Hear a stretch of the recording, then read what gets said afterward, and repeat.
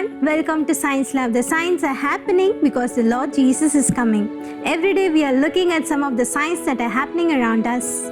Even today, we are going to look at some of the end-time signs happening in Europe.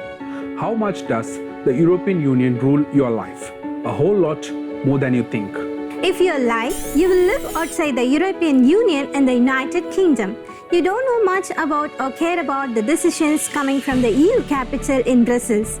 But wherever you live in the world, the European Union is influencing your life in a major way right now. How does the EU yield this much power, and does it matter? So many aspects of our lives are governed by detailed yet often invisible regulations. Your food, your car, your bank, your travel, how you post on social media, what information your smartphone can collect, what standards your children's toys must meet, how your car seat keeps your kids safe, how your computer locates the website you are looking for.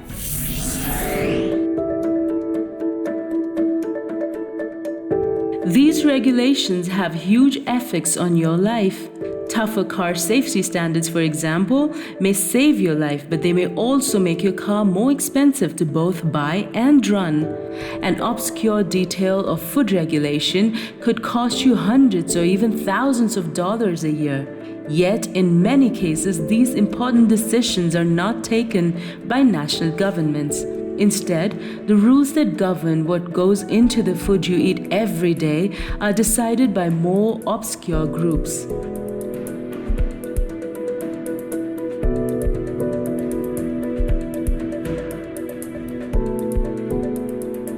The presence of many of these regulations isn't necessarily a bad thing. It's handy to have Bluetooth headphones purchased in one country that is able to work in another. A common minimum food standard makes trade much easier. Common standards are essential in a globalized world.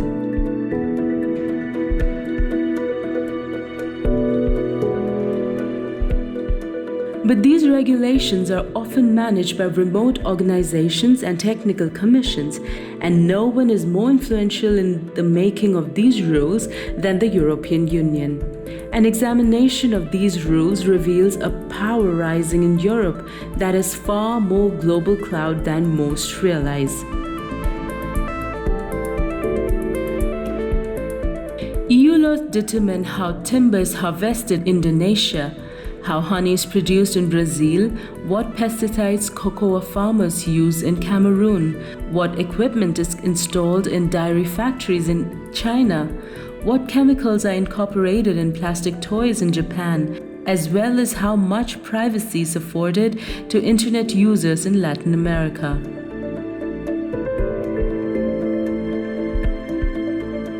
Europe has a population of 445 million relatively rich consumers and is one of the biggest, most lucrative markets in the world.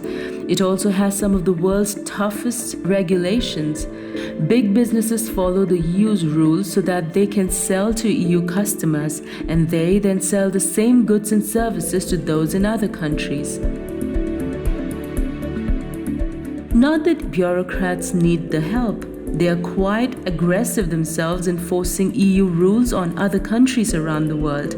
The EU signs a lot of trade deals. It has completed more than 50 preferential trade agreements compared to 18 for Japan and 14 for the United States, and these preferential trade agreements are just one type of treaty. The EU signs many more different types, and almost all of them push EU regulations. The EU goes out of its way to help other countries adopt this rule. It provides technical expertise to draft local variants of its rules, and it pays countries to implement them, not something other countries typically do.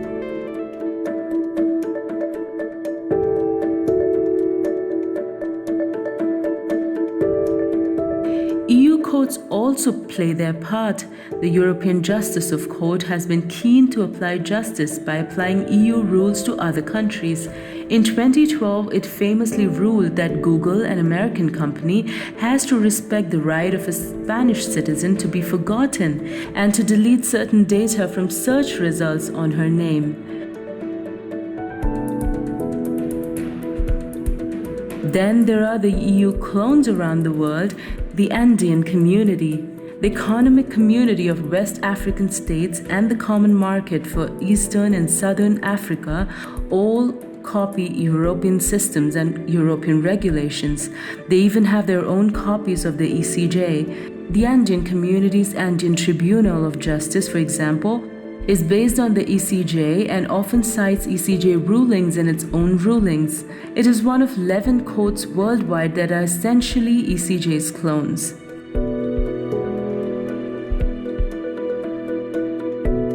Since the EU began instituting heavy regulations before most of the rest of the world, it influences other international organizations that implement international standards like the Food and Agricultural Organization. The World Health Organization followed European principles in the Codex Alimentarius Commission, which sets global food standards. The United Nations Economic Commission for Europe has caused EU car safety standards to be exported to countries in Latin America and Asia.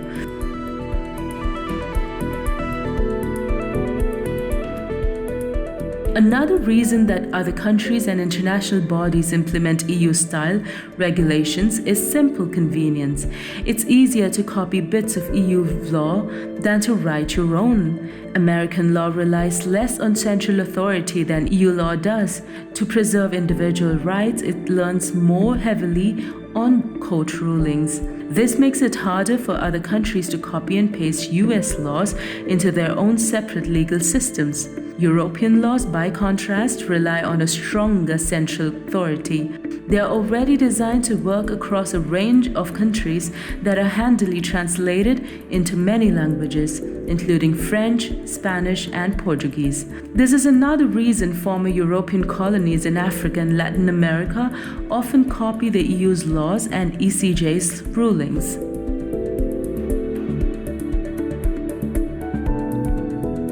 So Latin America's environmental regulations are similar to those of European Union. African courts copy the rulings of the European Court of Justice. Ecuador has plagiarized Spain's laws on business competition almost exactly, which were based on those of the EU. Some of the EU's most eye-catching cases come from its competition law.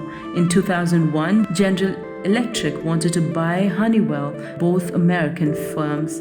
The US Department of Justice approved the purchase, but the EU used its competition laws to block it. More recently, the EU has fined Google, Apple, Microsoft, Intel, and others billions of dollars. Fear of these massive fines has caused these companies to change their practices around the world.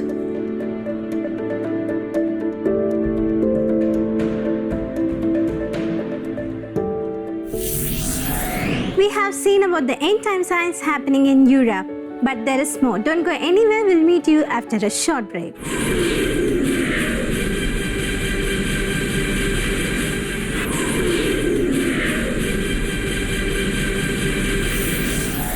Welcome back to Science Lab. The signs are happening because Jesus is coming. We have seen about the end time signs happening in Europe. Let's continue.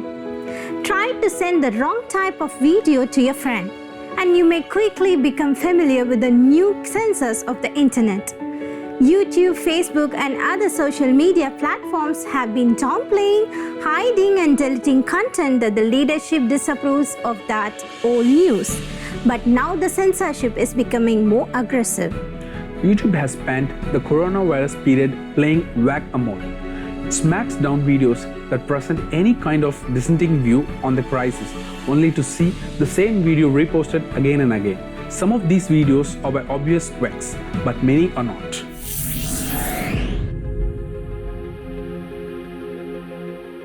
Try sharing one of these problematic videos privately with a few friends on WhatsApp, which is owned by Facebook, and you'll find yourself blocked. WhatsApp can detect what you're doing even in your private messaging and limit how much you share videos with content it disapproves of.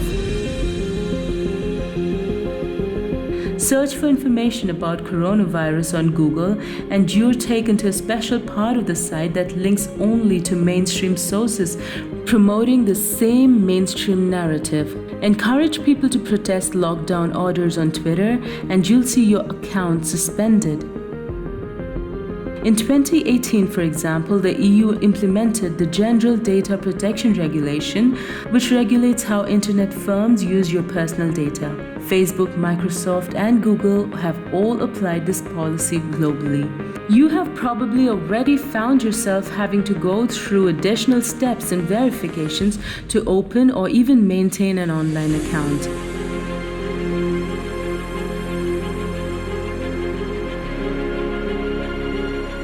Many of these companies have already signed up to a voluntary EU code or hate speech, under threat of much tougher regulation if they did not. These regulations have been incorporated to firms' official term of service, even in the United States. When YouTube takes a video down because it violates its standards, what it's not telling you is that those standards include rules foisted upon it by the EU.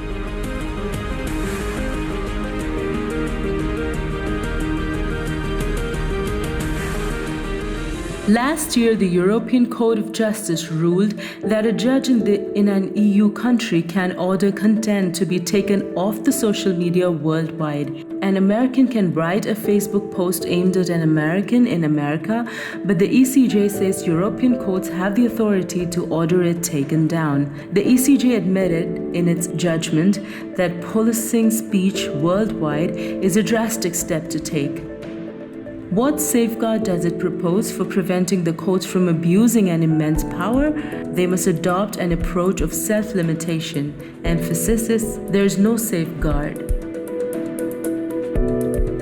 This summer has shown these American tech companies are not reluctant to censor. Even if the EU did nothing, a lot of its censorship would still be going on. The big tech CEOs overwhelmingly support Democrats, but it still matters that the EU writes the rules. It has drawn up the borders of acceptable speech, and European judges patrol them. They're already pushing Facebook and Google toward more censorship than the tech giants would have otherwise implemented.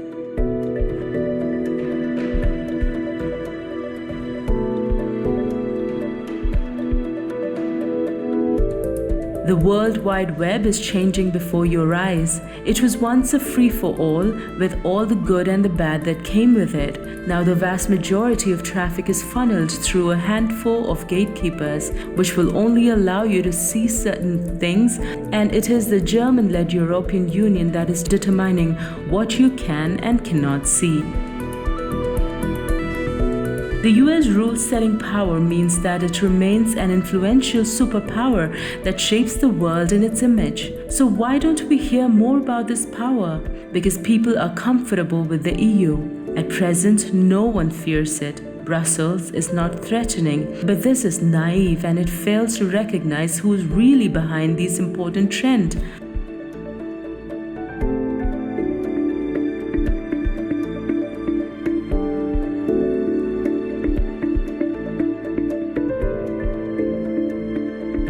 Germany is the undisputed leader of Europe and the most influential in its rule setting. Its environmental laws became the EU's environmental law, which are now having a major impact on the world.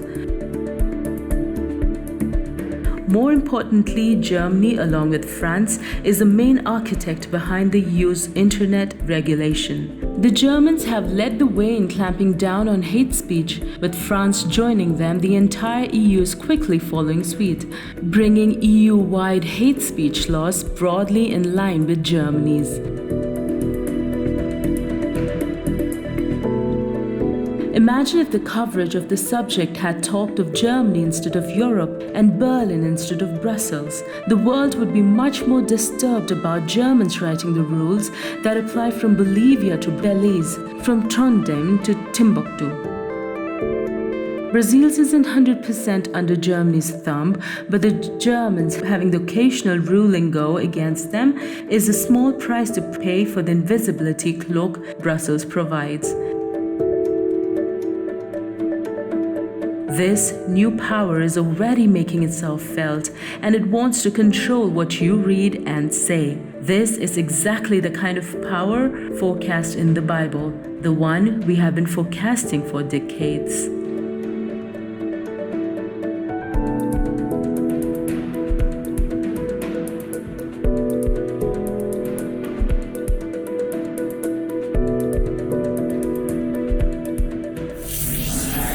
Revelation chapter 18 describes a power that dominates world trade.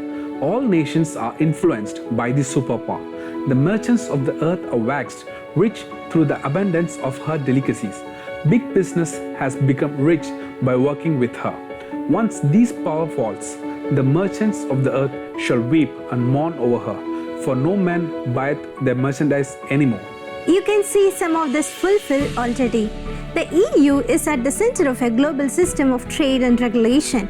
It wields power to impoverish or enrich modern merchants through its regulation of one of Earth's richest regions. It works hand in hand with big businesses to the benefit of both. All these show that what is mentioned in the Bible that are going to take place in the end times are taking place in our lifetime. We are living in the last days, but Jesus Christ is coming again very soon. Thank you for watching this episode. Don't forget to tune into Science Lab next time. Before we end our show, we would like to ask you a question. Which city in Europe hosts many of the official seats of European Union? Option A, Berlin. Option B, Brussels. And option C, Rome. Send us your correct answer to our email address sciencelab@angeltv.org. If you have missed any of these episodes, don't worry, you can watch it again in our YouTube page. But don't forget to like, share and comment on the video. Ask your friends and relatives to watch the Science Lab so that they will know that we are living in the last days. Remember, signs are happening because the Lord Jesus is coming. Maranatha.